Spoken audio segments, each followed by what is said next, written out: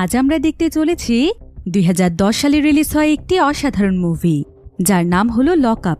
এটি মূলত একটি সার্ভাইভাল থ্রিলার মুভি যেখানে এমন এক ভয়ানক জেলখানাকে দেখানো হয়েছে যেখানে টিকে থাকার জন্য প্রত্যেকটি কয়েদিকেই খেলতে হয় অদ্ভুত কিছু গেম। এমনকি খাওয়া দাওয়া থেকে শুরু করে ঘুমানোর সুযোগ পাওয়ার জন্য তাদেরকে বিভিন্ন প্রতিযোগিতায় জিতে সেই সুযোগ অর্জন করতে হয়। কারণ এই জেলখানাটি ছিল পৃথিবীর সবচাইতে ভয়ানক একটি জেলখানা। এখানে সামান্য কিছু ভুল করলেই কয়েদিদেরকে দেওয়া হয় ভয়ানক শাস্তি। এমনকি তাদেরকে দিনের পর দিন পশুর মতো খাঁচার ভেতরে চোখ এবং হাত বাঁধা অবস্থায় রাখা হয়। সেই সাথে তাদেরকে দিনের পর দিন টয়লেটে পর্যন্ত যেতে দেয়া হয় না। কিন্তু আসলে এই জেলখানাটি এতটা ভয়ানক কেন, আর কেনই বা এখানে কয়েদিদেরকে প্রতিযোগিতায় জিতে টিকে থাকতে হয়, সেটাই আমরা দেখব এই মুভিটিতে। তাহলে চলুন ঘুরে আসা যাক ভয়ানক এক জেলখানার গল্প থেকে।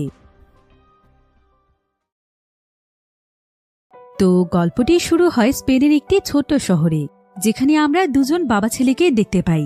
এই ছেলেটির নাম ছিল ফ্র্যাঙ্ক এবং তার বাবার নাম হচ্ছে লুইস। তার পরিবারটি আর্থিকভাবে খুবই সচ্ছল ছিল, তবে এই বাবা ছেলে মিলেই ছিল তাদের পরিবার। কিন্তু তাদের দুজনের সম্পর্ক মোটেও ভালো ছিল না। যদিও লুইস তার ছেলে ফ্র্যাঙ্ককে খুবই ভালোবাসত, কিন্তু ফ্র্যাঙ্ক তাকে একদমই পছন্দ করত না। কারণ ফ্র্যাঙ্ক যখন ছোট ছিল তখন তার মা তাকে ছেড়ে চলে যায়। কিন্তু ফ্র্যাঙ্কের ধারণা যে তার বাবার জন্যই তার মা তাকে ছেড়ে চলে গিয়েছে, তাই তখন থেকেই ফ্র্যাঙ্ক তার বাবার সঙ্গে ঠিকমতো কথা পর্যন্ত বলে না।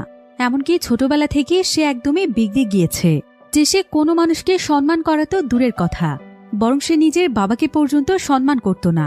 তার মধ্যে ভদ্রতার কোনো ছিটে ফোটাও ছিল না।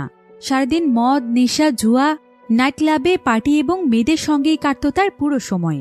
যদিও লুইস সবসময় তার ছেলের সঙ্গে ভালোভাবে কথা বলতে চাইত, কিন্তু ফ্র্যাঙ্ক তার সঙ্গে প্রচণ্ড রকমের দুর্ব্যবহার করত। তাছাড়া ফ্র্যাঙ্ক তার বাবাকে এক মুহূর্তের জন্য শান্তিতে থাকতে দিতে চাইত না।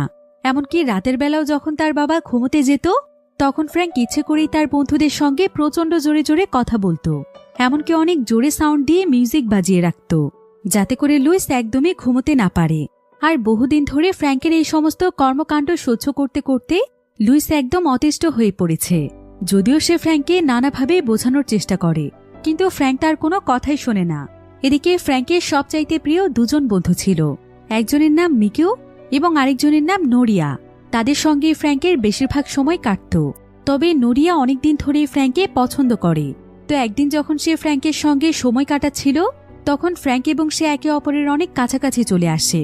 নোরিয়া ভাবে যে ফ্র্যাঙ্কও হয়তো তাকে ভালোবাসে, কিন্তু ফ্র্যাঙ্ক তাকে পরিষ্কারভাবে জানিয়ে দেয় যে সে শুধুমাত্র নোরিয়াকে একজন বন্ধুর চোখে দেখে, তাই সে কোনোদিনও তার সঙ্গে কোনো রিলেশনশিপে যেতে পারবে না। নোরিয়া এতে খুবই কষ্ট পায়। আসলে ফ্র্যাঙ্কের লাইফের কোনো রুটিন ছিল না। সে কোনো জায়গাতেই স্থিরভাবে বসে থাকতে পারে না। তার পুরো জীবনটাই যেন হয়ে গিয়েছে বেপরোয়া। তার বাবা চায় যে ফ্র্যাঙ্ক যেন তার বিজনেসের দেখাশোনা করে, কিন্তু ফ্র্যাঙ্কের সেই সমস্ত বিষয় নিয়ে কোনো মাথা ব্যথাই ছিল না। এমনকি সে ঠিকমতো তার কলেজেও যেত না। তাই একদিন ফ্র্যাঙ্কের বাবা লুইসকে কলেজে ডাকা হয় এবং তাকে ফ্র্যাঙ্কের ব্যাপারে অনেক অভিযোগ দেয়া হয়। এরপর তার কাছে যখন ফ্র্যাঙ্কের স্কুলে না আসার কারণ জানতে চাওয়া হয় তখন লুইস লজ্জায় কোনো উত্তরই দিতে পারে না।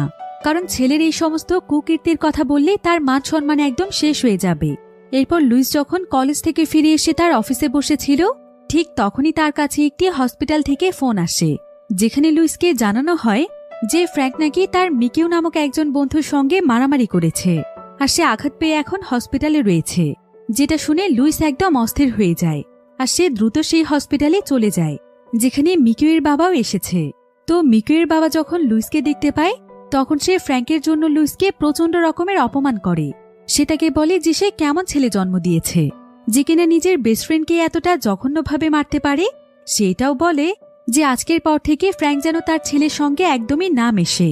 লুইস এতে সেখানে অনেক লজ্জিত হয়, আর সে চিন্তা করে যে যেভাবেই হোক এবার তার ছেলেকে অমানুষ থেকে মানুষ বানাতে হবে। তাই সে যখন ফ্র্যাঙ্ককে হসপিটাল থেকে বাড়িতে নিয়ে যাচ্ছিল তখন সে ফ্র্যাঙ্ককে বলে, তোমার অত্যাচার আমি অনেক সহ্য করেছি, কিন্তু আর না, তোমার জন্য প্রতিটি জায়গাতেই আমাকে লজ্জিত হতে হয়। আজকের পর থেকে তোমার কোনো বেয়াদবি আমি সহ্য করব না। আমি যা বলবো তোমাকে তাই করতে হবে। তুমি এখন থেকে আমার বিজনেস সামলাবে। কিন্তু এসব কথা শুনে ফ্র্যাঙ্ক তার বাবাকে অনেক আজে বাজে কথা বলে চলেই যাচ্ছিল। কিন্তু লুইস যখন তাকে থামানোর চেষ্টা করে তখন ফ্র্যাঙ্ক রেগে গিয়ে তার বাবাকে ঘুষি মেরে সেখান থেকে চলে যায়। লুইস তো এতে একদমই শক হয়ে যায়, কিন্তু সে যে এতটা অসভ্য সেটা জানত না। তো এবার দেখতে দেখতেই প্রায় বেশ কিছুদিন সময় পার হয়ে যায়। আর আজকে ছিল ফ্র্যাঙ্কের 17তম জন্মদিন। তবে লুইস এখন তাকে কোনো টাকা পয়সাই দেয় না। তাই লুইস তার বাবার কাছ থেকে টাকা চুরি করে সোজা নাইট ক্লাবে চলে যায় এবং সেখানে প্রচুর পরিমাণে ড্রিঙ্ক করে। প্রায় সারা রাত সে তার নিজের ইচ্ছে মতো ফুর্তি করতে থাকে। কিন্তু হঠাৎ করে সে তার বান্ধবী নোরিয়াকে আরেকটি ছেলের সঙ্গে ঘনিষ্ঠ অবস্থায় দেখতে পায়, যেটা দেখে তার প্রচণ্ড রকমের রাগ হচ্ছিল। তাই সে দ্রুত সেই ক্লাব থেকে বেরিয়ে আসে। অন্যদিকে আমরা লুইসকে দেখতে পাই। লুইস তার বাড়িতে অনেক মন খারাপ করে বসেছিল। সে ছেলের জন্য একটি কেক নিয়ে এসেছে, কিন্তু সে এখানে একাই ফ্র্যাঙ্কের জন্মদিন সেলিব্রেশন করছিল। ছোটবেলা থেকে আজ পর্যন্ত কোনোদিনও সে ফ্র্যাঙ্কের সাথে নিয়ে আনন্দ করে তার ছেলের জন্মদিন পালন করতে পারেনি, যেটা তার অনেক দিনের স্বপ্ন। এরপর আস্তে আস্তে লুইস চিন্তা করে যে এভাবে আর চলতে দেয়া যায় না, যেভাবেই হোক ছেলেকে তো তার ভালো করতেই হবে। তাই সে তখন তার ল্যাপটপ বের করে ইন্টারনেটে সার্চ করতে থাকে যে কিভাবে বিগড়ে যাওয়া সন্তানদেরকে ঠিক করা যায়।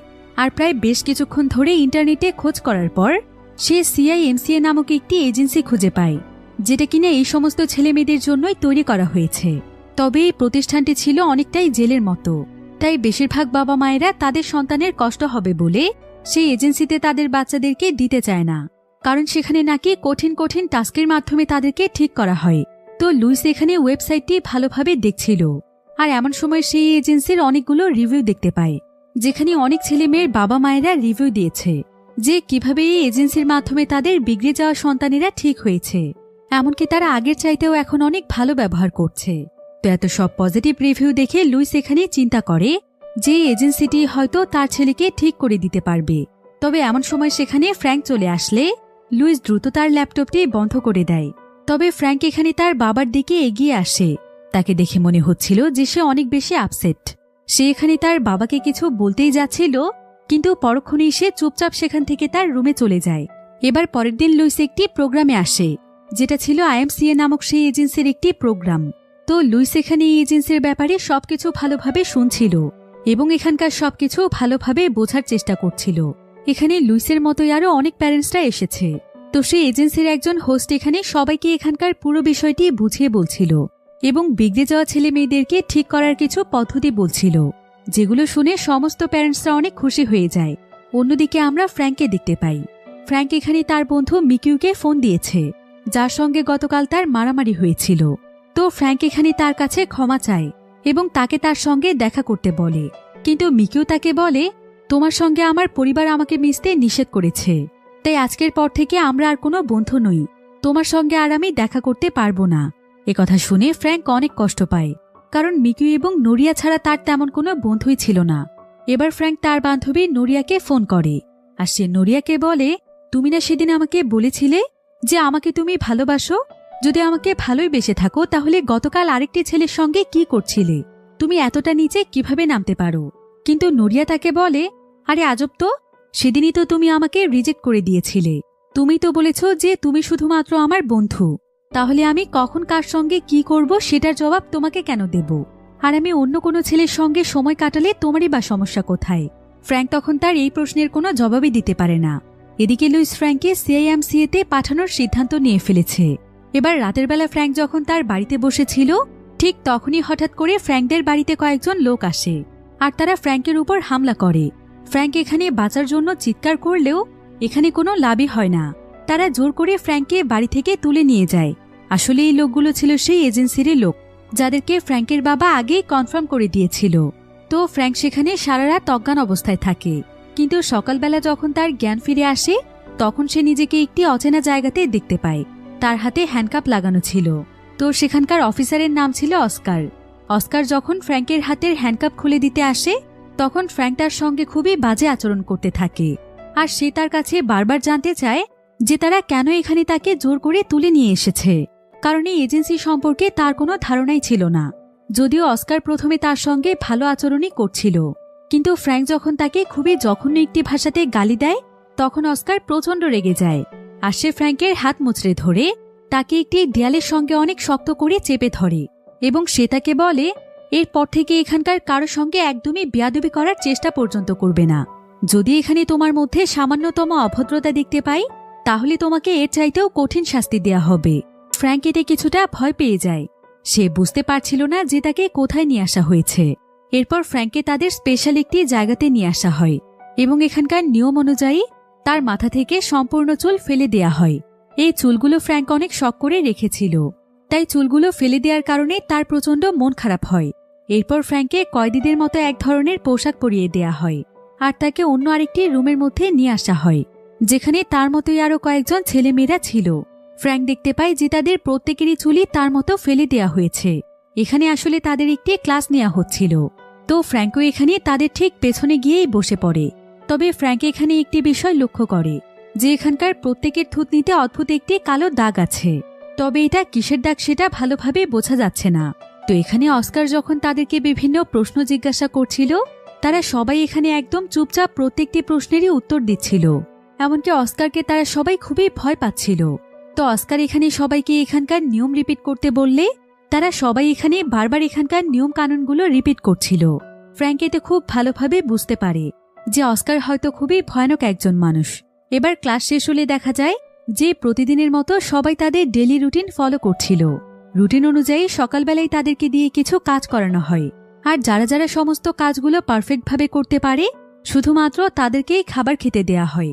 এরপর তাদেরকে বিশ্রাম নেওয়ারও সময় দেয়া হয়, আর বিশ্রাম শেষ হলে প্রতিদিনই তাদের সবার মধ্যে নানা ধরনের প্রতিযোগিতা করানো হয়।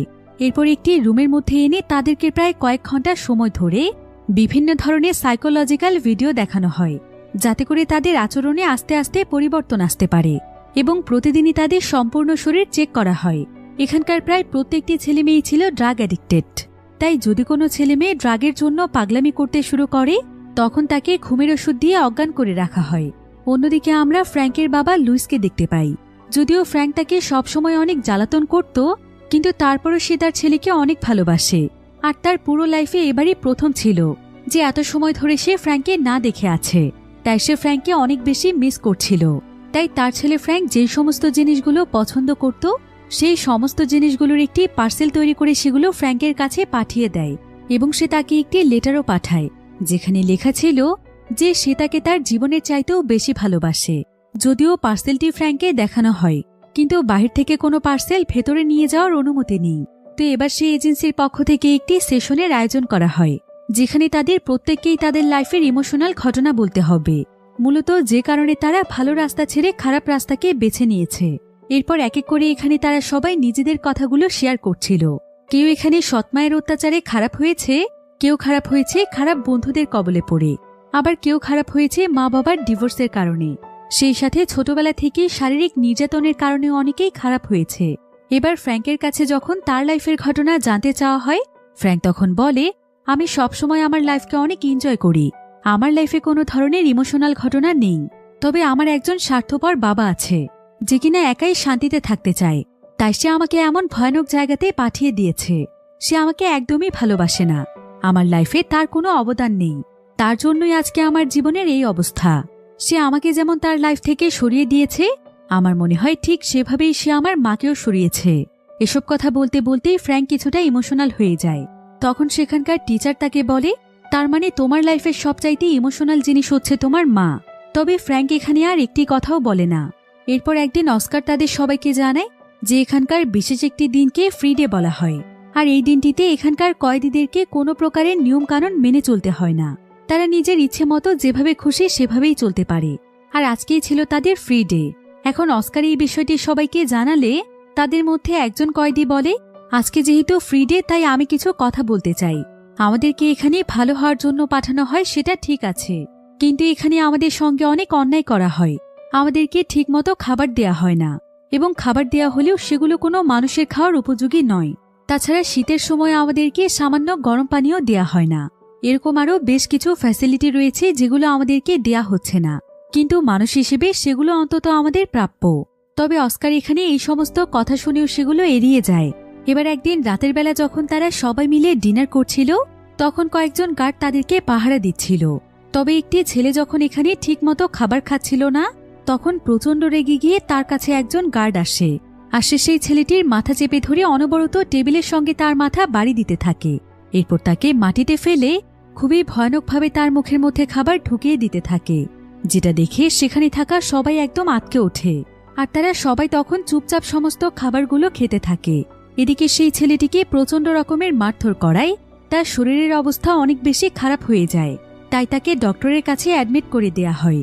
এখন এই এজেন্সির ওনার যখন এই বিষয়টি জানতে পারে, তখন সে অস্কার এবং সেই গার্ডকে প্রচণ্ড রকমের গালাগাল দেয়, কারণ আজকে যদি ছেলেটি মারা যেত তাহলে তারা তার মা বাবাকে কি জবাব দিত।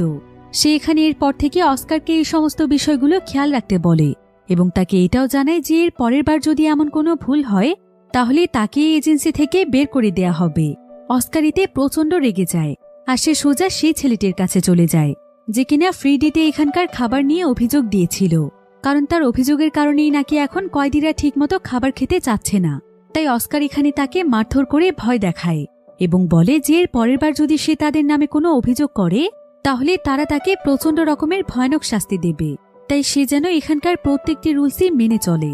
এবার সেদিন রাতের বেলা দেখা যায় ফ্র্যাঙ্ক প্রচণ্ড আতঙ্কিত অবস্থায় ছিল। আজকের ঘটনার জন্য সে ঠিকমতো ঘুমোতেও পারছিল না। তবে হঠাৎ করেই মাঝরাতে সে কারো চিৎকারের আওয়াজ শুনতে পায়। এরপর সে চুপি চুপি অন্ধকারে হেঁটে সেই আওয়াজের পিছু করে। তবে সেখানকার জায়গায় জায়গায় গার্ড ছিল, কিন্তু ফ্র্যাঙ্ক কোনোমতে তাদের চোখে ফাঁকি দিয়ে সোজা সেখানকার আইসোলেশন রুমে চলে আসে। আর এই রুমটি থেকেই মূলত চিৎকারের আওয়াজ আসছে। তো ফ্র্যাঙ্ক এখানে লুকিয়ে লুকিয়ে দেখতে পায় যে এখানকার একজন গার্ড একজন কয়েদিকে একটি বেডের মধ্যে শুয়ে রেখেছে এবং তার মুখের মধ্যে কাপড় দিয়ে তার চোখও বেঁধে রেখেছে। এমনকি তার কানের মধ্যে একটি হেডফোন দিয়ে তাকে প্রায় অনেক সময় ধরে কিছু একটা শোনানো হচ্ছে। ফ্র্যাঙ্ক তখন সুযোগ পেয়ে সেই ছেলেটির কাছে চলে যায়, আর সে যখনই সেই ছেলেটির মুখ থেকে কাপড়টি বের করে নেয় তখনই সেই ছেলেটি প্রচণ্ড জোরে চিৎকার করে ওঠে। ফ্র্যাঙ্ক এতে অনেক ভয় পেয়ে যায় আর সে গার্ডদের আসার ভয়ে সেখান থেকে দৌড়ে পালাতে থাকে। এরপর সে সোজা সেখানকার একটি স্টোর রুমে চলে আসে আর সে কোনোমতে সেখানে চুপচাপ লুকিয়ে থাকে। কিন্তু এমন সময় সেখানে একজন গার্ড এসে ফ্র্যাঙ্ককে দেখে ফেলে। ফ্র্যাঙ্ক এতে প্রচণ্ড রকমের ভয় পেয়ে যায়, কিন্তু সেই গার্ড তার উপর হামলা করার আগেই ফ্র্যাঙ্কি সেই গার্ডের উপর ঝাঁপিয়ে পড়ে এবং সে সেই গার্ডকে মারতে থাকে। কিন্তু ততক্ষণে সেই গার্ডের চিৎকারের আওয়াজ শুনতে পেয়ে সেখানে আরও দুজন গার্ড আসে আর তারা টেনে হিঁচড়ে ফ্র্যাঙ্ককে সেখান থেকে নিয়ে যায়। তারা তাকে পানিশমেন্ট রুম নামক একটি রুমের মধ্যে নিয়ে আসে আর সেখানে একটি ফ্লোরের উপর শুয়ে তার থুতনি চেপে ধরে তাকে প্রচণ্ড রকমের শাস্তি দেয়া হয়।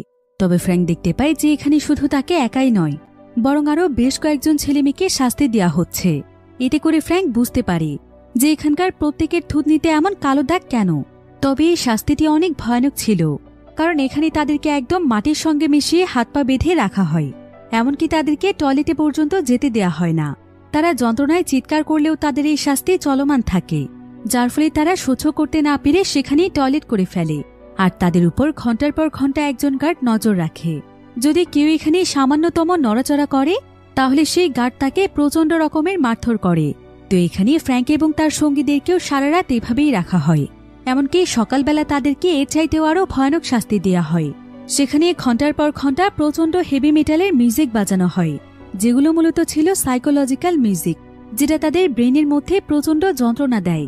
আর এভাবেই তাদের শাস্তি শেষ হলে তারা সবাই আবার এখানকার প্রতিদিনের ডেইলি রুটিন ফলো করতে শুরু করে। তবে ফ্র্যাঙ্কের এই সমস্ত কিছু আর ভালো লাগছিল না। তার কাছে মনে হচ্ছিল যে সে কবে এই জায়গা থেকে ছাড়া পাবে। এখন বাকিদের মতো ফ্র্যাঙ্কের থুতনিতেও দাগ পড়ে গিয়েছে। তো এবার একদিন এই এজেন্সির সঙ্গে সকল প্যারেন্টসদের মিটিং ছিল, তাই তারা সবাই এখানে এসেছে, যেখানে লুইসও ছিল। তো এখানে প্যারেন্টসদের কাছে তাদের সন্তানদের ব্যাপারে কিছু প্রশ্ন জিজ্ঞাসা করা হয়, যেখানে তারা প্রত্যেকেই তাদের সন্তানদের ব্যাপারে বলছিল। এমনকি লুইসও এখানে ফ্র্যাঙ্কের ব্যাপারে বলে যে ফ্র্যাঙ্ক তার সঙ্গে কি ধরনের আচরণ করত। এখানে আবার ম্যারি নামক একজন ডক্টর ছিল, যে কিনা তার মেয়ে সোফিয়াকে নিয়ে এখানে এসেছে।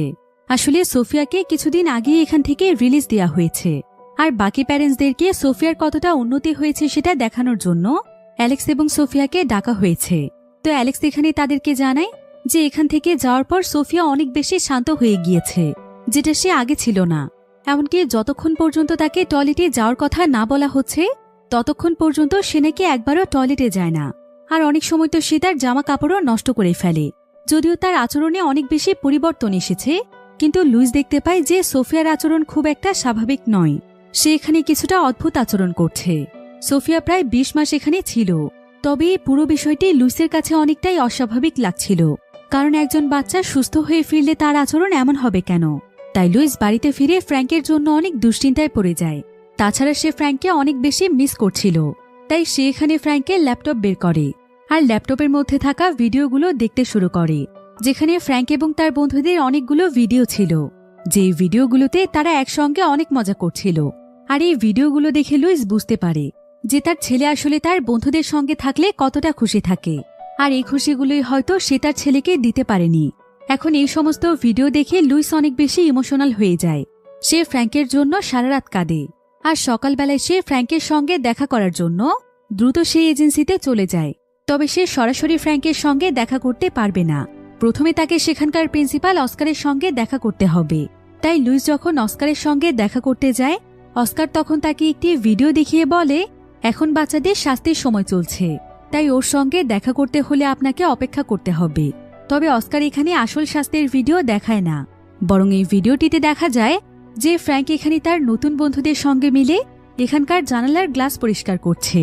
লুইসের কাছে ফ্র্যাঙ্ককে অনেকটাই স্বাভাবিক মনে হচ্ছিল, কিন্তু এমন সময় অস্কার তাকে আরও একটি ভিডিও দেখায়, যেটা ছিল সেদিন রাতের ভিডিও, যেদিন রাতে ফ্র্যাঙ্ক এখানকার একজন গার্ডকে মেরেছিল। আর এই ভিডিওটি দেখে লুইস বুঝতে পারে যে তার ছেলে তো এখনো আগের মতোই আছে, তাই সে আর ফ্র্যাঙ্কের সঙ্গে দেখা না করেই চলে যায়। এবার আমরা ফ্র্যাঙ্ককে ক্লাসে তার বন্ধুদের সঙ্গে দেখতে পাই, যারা কিনা একটি ভিডিও দেখে খুবই মজা করছিল। আসলে ফ্র্যাঙ্ক অনেকদিন ধরে ড্রাগস না নেওয়ার কারণে তার আচরণ অনেকটাই স্বাভাবিক হয়ে গিয়েছে। তো এমন সময় সেখানে অস্কার চলে আসলে তারা সবাই ভয় পেয়ে দাঁড়িয়ে যায়, আর এখানকার নিয়ম অনুযায়ী এখানকার রুলসগুলো রিপিট করতে থাকে। এরপর আজকে প্রত্যেকের জন্য একটি নতুন পানিশমেন্টের আয়োজন করা হয়, যেটার জন্য তাদের প্রত্যেকের হাত এবং চোখ বেঁধে ফেলা হয় এবং বাহিরে জেলের মতো একটি খাঁচার ব্যবস্থা করা হয়। এরপর এক এক করে প্রত্যেককেই সেই খাঁচার ভেতর বন্দী করে দেয়া হয়।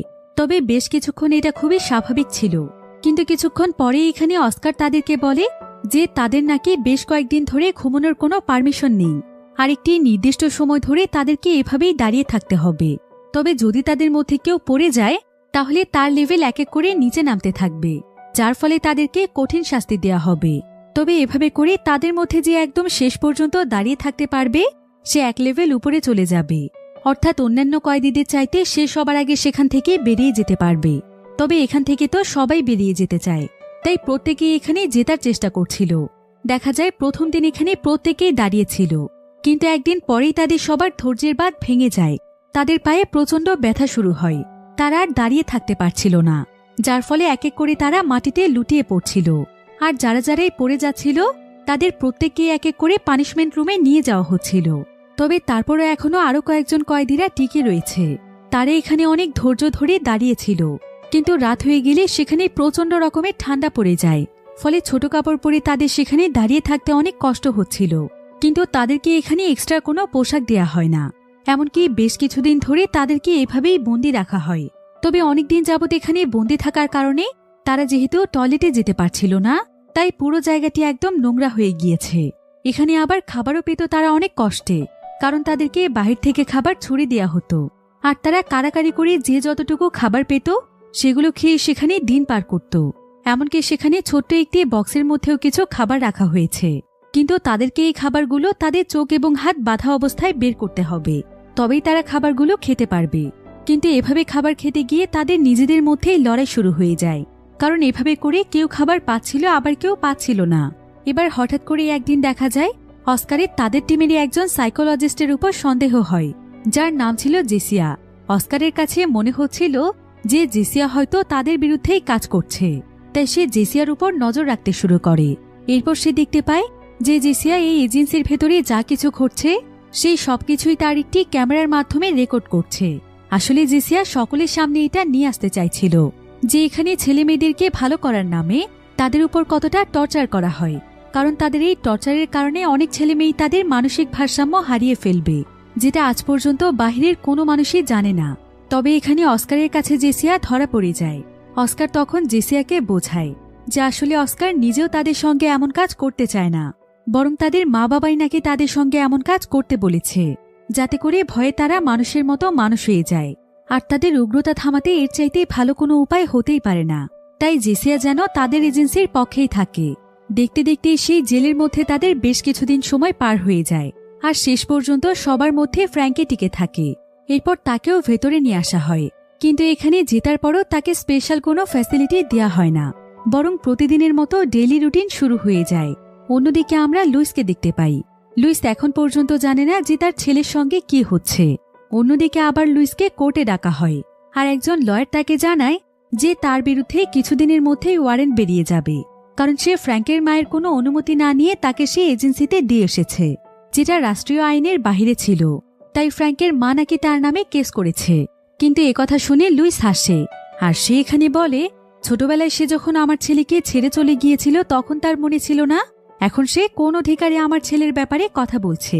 কিন্তু লয়ার এখানে তাকে বলে সে তাকে ছেড়ে চলে গেলেও জন্ম দিয়েছে, তাই রাষ্ট্রীয় আইন অনুযায়ী তার অধিকার রয়েছে তার ছেলের ব্যাপারে সিদ্ধান্ত নেয়ার। তবে লুইস যদি তার অনুমতি ছাড়া ফ্র্যাঙ্কের ব্যাপারে কোনো সিদ্ধান্ত নেয় তাহলে তাকে কারাগারে নিয়ে যাওয়া হতে পারে।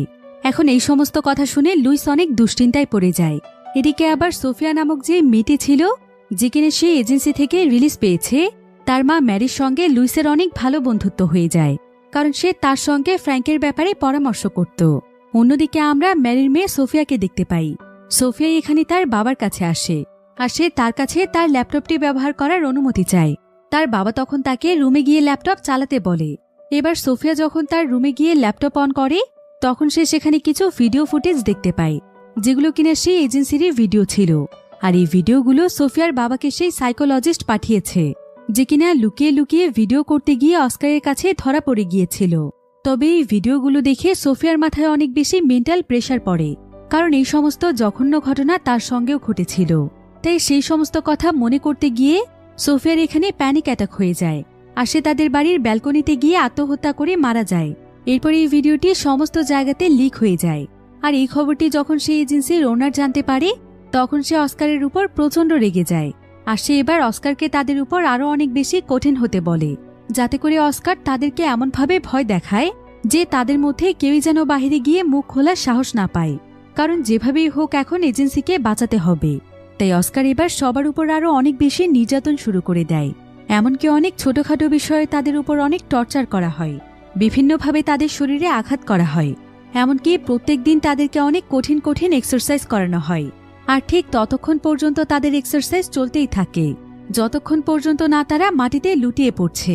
তাছাড়া এই এজেন্সির যতগুলো কাজ রয়েছে সেই সমস্ত কাজও এখন তাদেরকে দিয়েই করানো হয়, এমনকি বিভিন্ন নোংরা জিনিসও তাদেরকে দিয়েই পরিষ্কার করানো হয়।